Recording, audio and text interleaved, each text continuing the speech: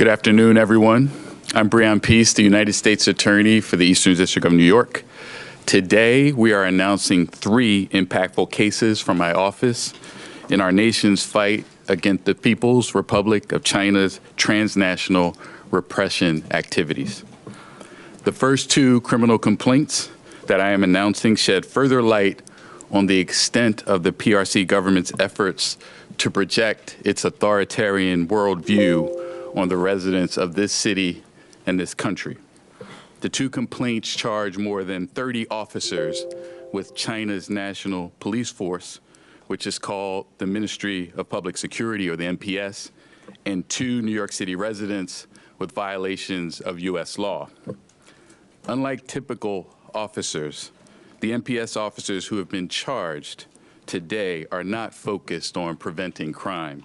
Rather, the complaints charge these MPS officers with engaging in transnational repression schemes targeting members of the Chinese diaspora community in New York City and elsewhere in the United States. And as shown in these complaints, the MPS has repeatedly and flagrantly violated our nation's sovereignty, including by opening and operating a police station in the middle of New York City. The third case will be announced by Principal Deputy Assistant Attorney General David Newman of the Department's National Security Division. Let me introduce the other speakers you'll hear from today. I'm joined by Michael Driscoll, Assistant Director in charge of the FBI's New York Field Office, and David Sundberg, Assistant Director in charge of the FBI's Washington Field Office, and of course, my Assistant U.S. Attorney team. 2 miles from our office, just across the Brooklyn Bridge, this nondescript office building in the heart of bustling Chinatown in Lower Manhattan has a dark secret. Until several months ago, an entire floor of this building hosted an undeclared police station of the Chinese National Police. Now just imagine the NYPD opening an undeclared secret police station in Beijing. It would be unthinkable. Here's what we know happened inside the secret police station in Lower Manhattan. At the very least, the station was providing some government services, like helping Chinese citizens renew their Chinese driver's licenses. But to do even that, the law requires that individuals like the defendants who act as agents of a foreign government give prior notice to the Attorney General before setting up shop in New York City. That didn't happen. More troubling, though, is the fact that the secret police station appears to have had a more sinister use. On at least one occasion, an official with the Chinese National Police directed one of the defendants, a U.S. citizen who worked at the secret police station, to help locate a pro-democracy activist of Chinese descent living in California. In other words, the Chinese National Police appear to have been using the station to track a U.S. resident on U.S. soil.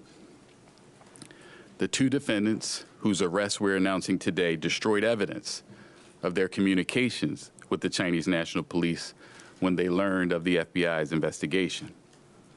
These 2 defendants knew they had something to hide, and they obstructed justice in an attempt to prevent the FBI from learning the full extent of what they were up to. Before I go through the evidence in more detail, I'd like to say how proud I am of our office and the New York Field Office of the FBI, as we are the first law enforcement partners in the world to make arrests in connection with the Chinese government's overseas police stations. Now, the defendants, Liu Jianwang and Chen Jinping, were arrested earlier this morning at their homes in New York City. As alleged, the defendants worked together to establish an overseas police station in Manhattan's Chinatown on behalf of the Fuzhou branch of the Chinese government's National Police Force, the MPS. These defendants did China's bidding in secret while acting under the direction and control of an MPS official in China. Before helping to open the police station in early 2022, the defendant, Liu Jianwang, had a long-standing relationship of trust with PRC law enforcement, including the MPS. In 2018, Liu was enlisted in efforts to cause a purported Chinese fugitive to return to China. The victim of that effort reported that he was repeatedly harassed to return to China. That victim received threats of violence against his family in the United States, and MPS officers harassed the victim's family in China. Last October, FBI agents conducted a judicially authorized search of the secret police station and interviewed both Liu and Chun and seized their phones. In subsequent interviews with agents, Liu and Chun admitted that they had deleted communications with the MPS official from their phones after learning about the ongoing FBI investigation. As we allege, that is obstruction of justice. The defendant's actions under the direction of the Chinese government are flagrant violations of American sovereignty. And thanks to our investigation and arrest today with the FBI, the defendants will be held accountable, and the MPS is on notice that we will not tolerate similar threats to our national sovereignty. Before I close my remarks on this case, I want to deliver a message to anyone who needs to hear it. New York City is home to New York's finest, the NYPD. We don't need or want a secret police station in our great city. The second complaint I'm announcing charges 34 MPS officers who belong to a task force called the 912 Special Project Working Group. This task force isn't a normal police force.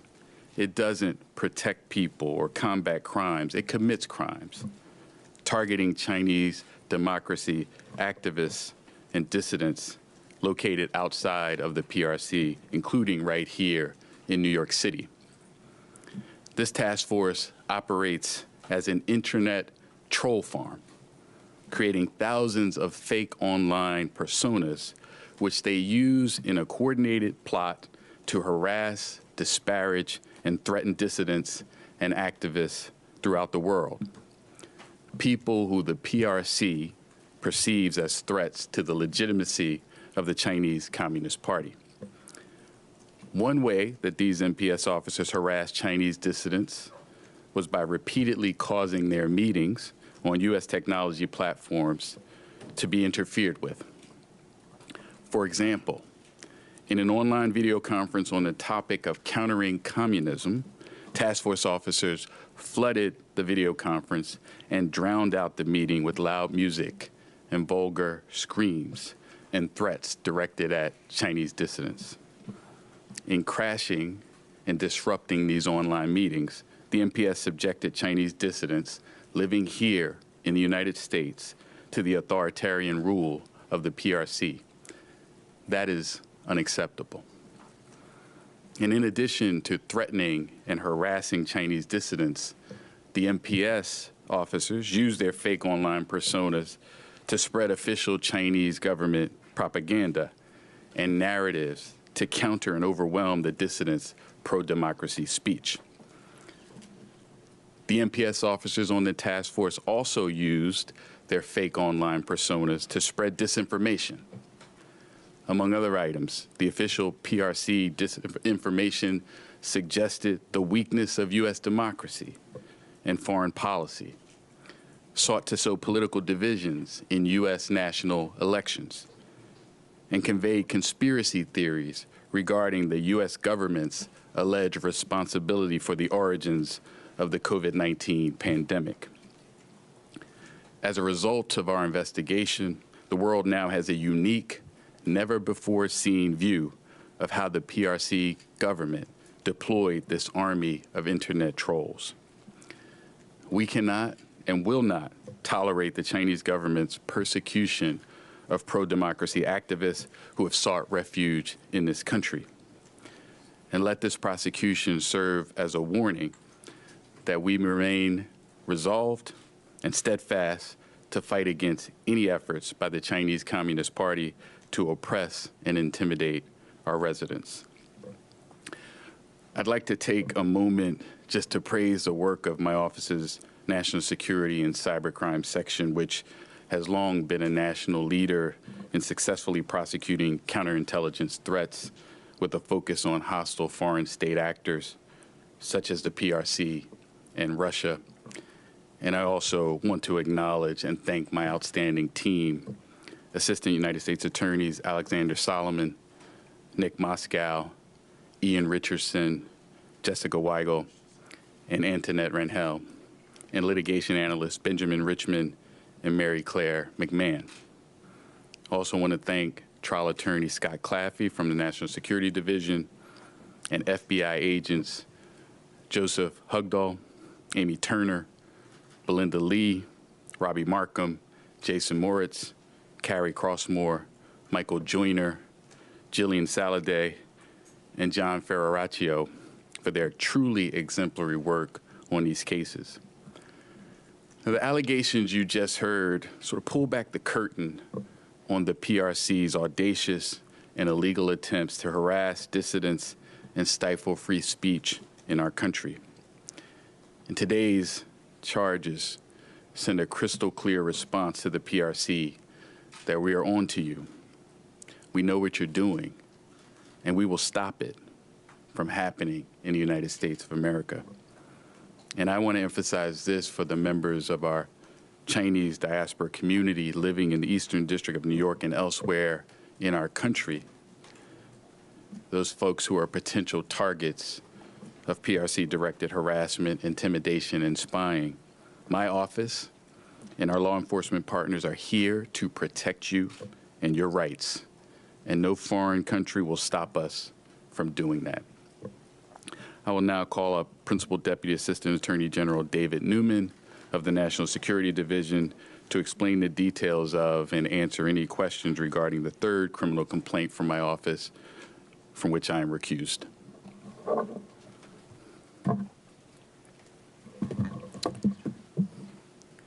Thank you.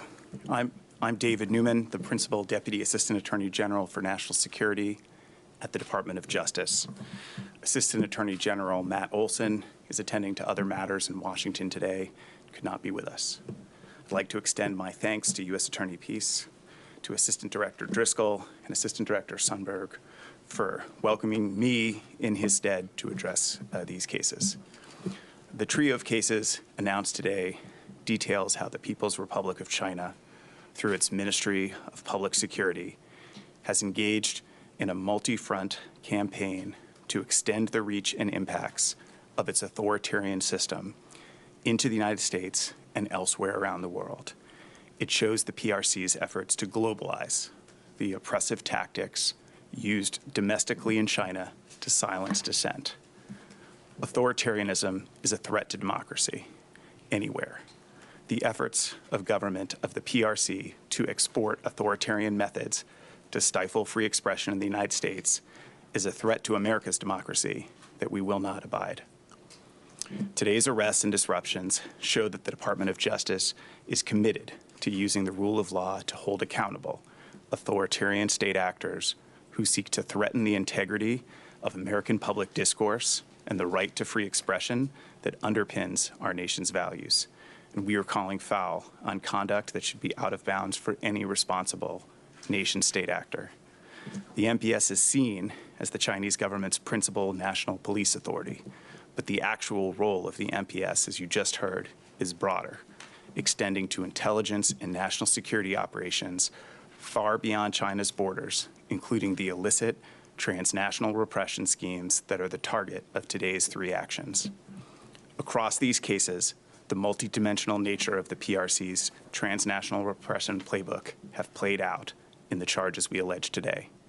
First, in the case you just heard, in the physical sense, the NPS established a concrete outpost, an off-books police station right here in New York City, to to monitor and intimidate dissidents and other critics of the PRC within one of the United States' most vibrant diaspora communities.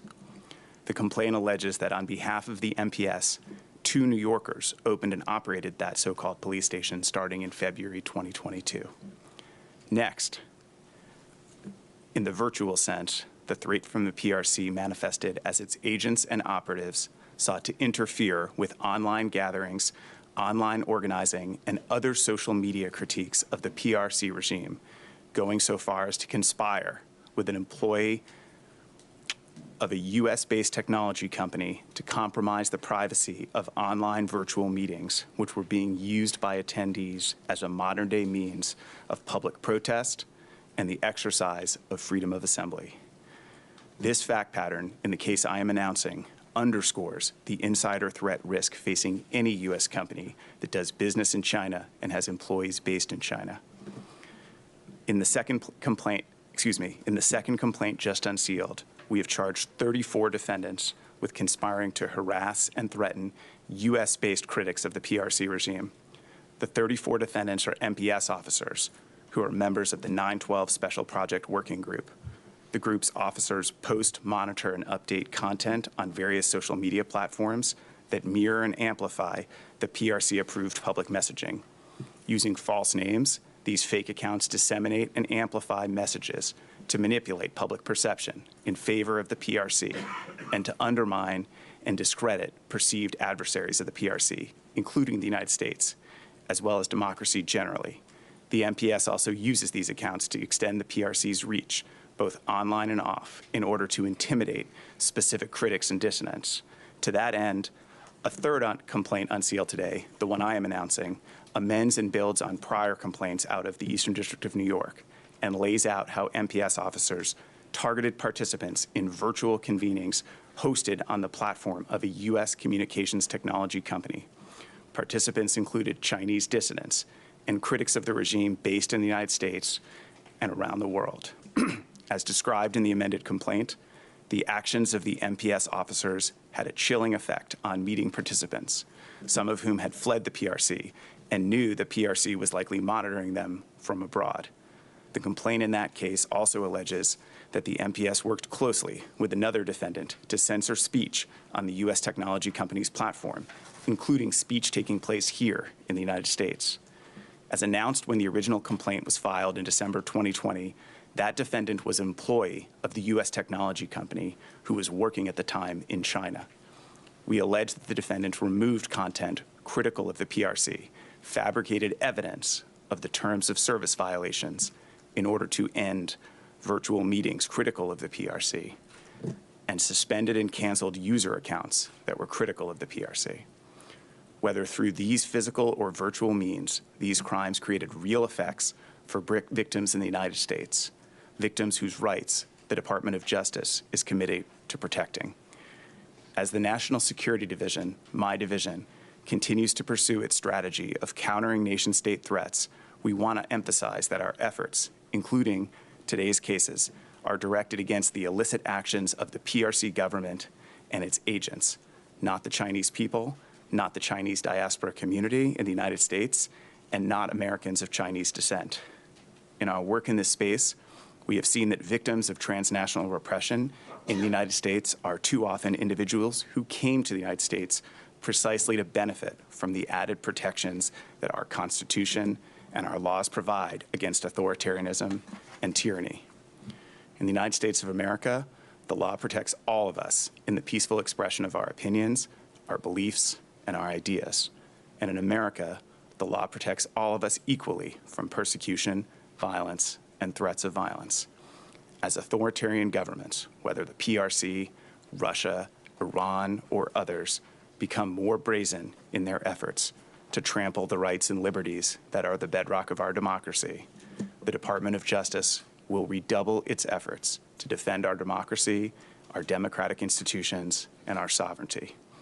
I'll add my congratulations to the Federal Bureau of Investigation, to U.S. Attorney Peace's team in the Eastern District of New York, and our colleagues in the National Security Division for their unflagging and continuing efforts to defend democracy from nation-state threats, regardless of where they originate. Thank you.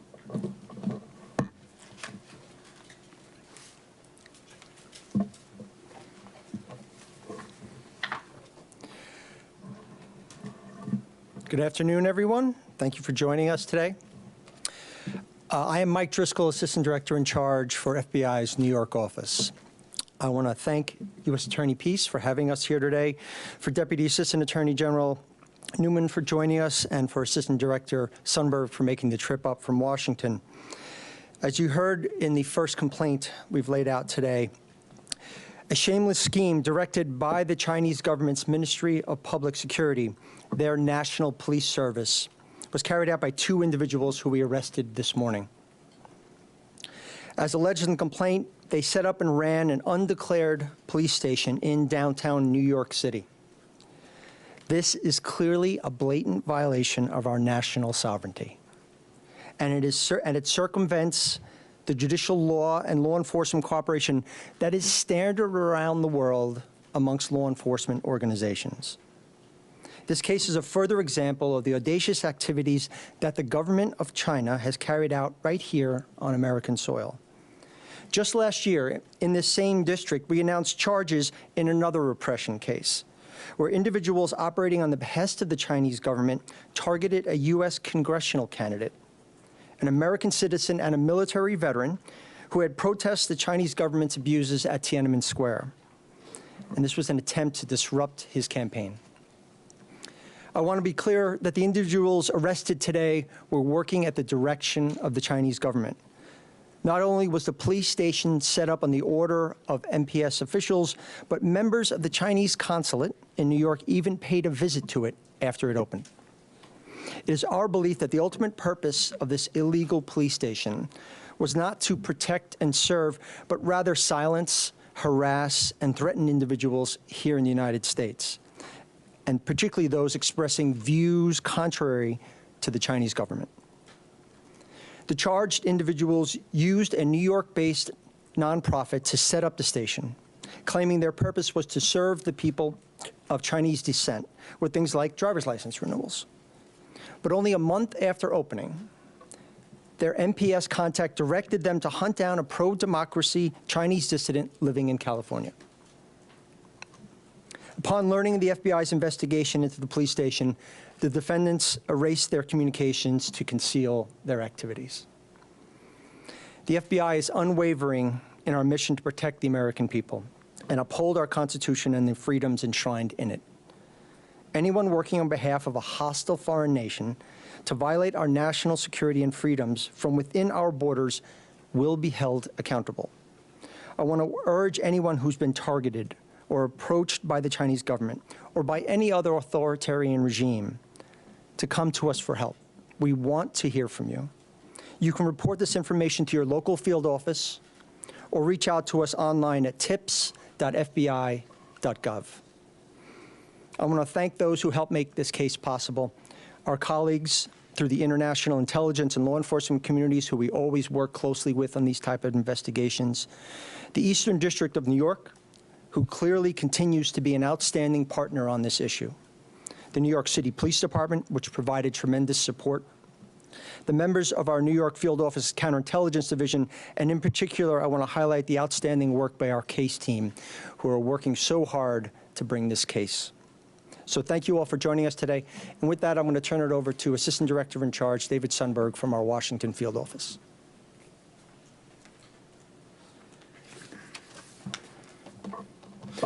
Thank you. I'd like to thank Assistant Director in Charge Mike Driscoll, U.S. Attorney Peace, and Deputy Assistant Attorney General Newman for this opportunity. My name is David Sundberg. I'm the Assistant Director in Charge of the Washington Field Office of the FBI. The charges you've heard about today reveal a series of brazen criminal schemes directed by the Ministry of Public Security.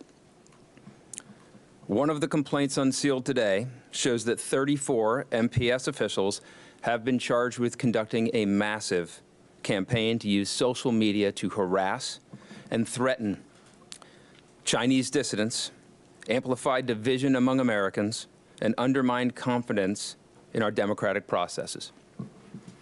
The officers worked with Beijing's MPS Bureau and were assigned to an elite task force called the 912 Special Project Working Group. The purpose of the group is to target Chinese dissidents located throughout the world, including in the United States. They attempted to use far-reaching campaign to spread their narratives touching many aspects of American life, and they tried to recruit others to unwittingly participate in this harassment by disseminating propaganda of the Chinese government. Additionally, 10 individuals, including 6 MPS officials, have been charged for their role in helping the Chinese government censor and silence free speech of users of a US-based tech company's platform. The Chinese Communist Party was attempting to censor politically sensitive topics that are unacceptable to the PRC government, including the Tiananmen Square massacre. All of these cases share a lot in common, including Chinese officials working for and at the direction of the Chinese government and targeting people here on US soil through threats, harassment, intimidation, and malign influence. The individuals charged today are operatives supporting the Chinese government's campaign to export repression and crush any criticism of its failings by trampling freedom of thought and expression, including here in the United States. Our partnerships are one of our greatest strengths, and we will continue to use those to bring these cases to light. So thank you to those partners who provided assistance to us, including our private sector partners and our colleagues throughout the international intelligence and law enforcement community, who are also battling the Chinese government's aggression. Additionally, I want to acknowledge all of the FBI employees, special agents, analysts, linguists, to name a few, all those who have played a part in these 2 Washington field office investigations and brought them to where they are today. At the FBI, we are focused on the actions of the Chinese Communist Party and its officers, not the Chinese people or those of Chinese descent. As these announcements demonstrate, Americans of Chinese descent are too often the victims of this aggression, and the FBI stands firmly with and for them. They do not face this threat alone. Transnational repression is illegal. The FBI will continue to investigate these aggressive threats from the CCP and stand up for the freedom of speech. Thank you.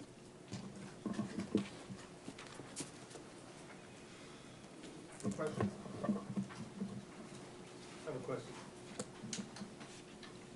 Pierre, sure. Can you give us a sense beyond the 2 men charged with operating the police station on East Broadway, how many people would be working at the office at any given time, and were they collaborating with others to harass people within the United States? Our investigation is ongoing, so I cannot comment further on some of those issues. The complaint does note that there were co-conspirators involved, so we will continue to investigate this.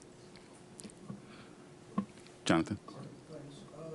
On the police station matter, was it just the 1 victim in California, or were there multiple victims allegedly targeted? And secondly, on the broader issue of the social media intimidation, this command group using a database of data mining, were they literally sucking up phone numbers and emails and other information to target and find out exactly who's in this country? So Jonathan, on the first question, as we note in the complaint, we have evidence relating to the attempt to locate 1 victim in California. The other thing is important to note that these defendants, in effect, deleted a bunch of information before FBI was able to access it. So our investigation is ongoing, but obviously they obstructed the investigation. So we have to continue to work to figure out the full extent of their activities here in the United States. With respect to the second question, I don't want to go beyond the complaint, but it's clear that this group was able to mine for information that would allow them to target people in the United States. Their focus was to deliver certain messaging that was decided upon by the Chinese National Police to do the things we described before, present disinformation, to sow discord, to challenge and undermine democracy. So this was an extensive operation, and I'm glad we were able to shed light on it. I don't know if you're able to share how you came to suspect that this police station might be operating in Chinatown, and then I'm sure this will probably be chilling for folks who live in similar communities throughout New York City. Any indication if there may be other similar police stations operating in New York City or other parts of the country at this point? I can't comment on that, and I can't get into our investigative techniques here. But again, great work by the FBI to uncover this, and we continue. Regarding the police station matter, I mean, this was called the police station. Did they do any other things that one might traditionally associate with a police station? Were they out patrolling their community, doing sort of like looking for dissidents on the streets, like visiting businesses, or was this was it more operations like trying to find the guy in California? Again, our investigation is continuing on this, and the fact that we didn't have access to certain information from the two defendants has posed an impediment for now, but we continue. So I think the full extent of the activity of the individuals involved with the police station is still under review and investigation. Is there any connection between the individuals arrested today and the previous individuals arrested and charged by your office under others, some of the similar transnational repression schemes out of China? And then secondly, I think you referenced that the police station closed. What exactly does that mean? What makes you confident that it's no longer operating? So with respect to your first question, I think the broad connection obviously is the NPS is behind these activities in multiple cases that we have charged, as we have identified. And I think to the extent there are overlaps, they're laid out in the complaint. I'm sorry, remind me of your second question. What exactly does it mean that it closed? Our understanding at this point is it's no longer operating. So that's what it means. One last question, sorry. You mentioned that consular officials had visited that police station. Were they, in fact, did they know what was going on there, or you asked the State Department to estimate their Mike, did you make that? Mike, yeah. Thanks, John. So again, it goes to the nature of what we're investigating. We'll be looking at who they were involved with, not just officially from the Chinese government, but who are they involved with in the community. It goes to the question earlier of if you do know anything about, if anybody in the public has had contact with these individuals, has had similar experiences or has experienced this kind of repression, we're asking everyone to reach out to the FBI because we want to know the full extent of what were they trying to do, who were they in contact with, what is the nature of their activity in New York, and frankly in any city around the country. Thank you, everybody. Thank you.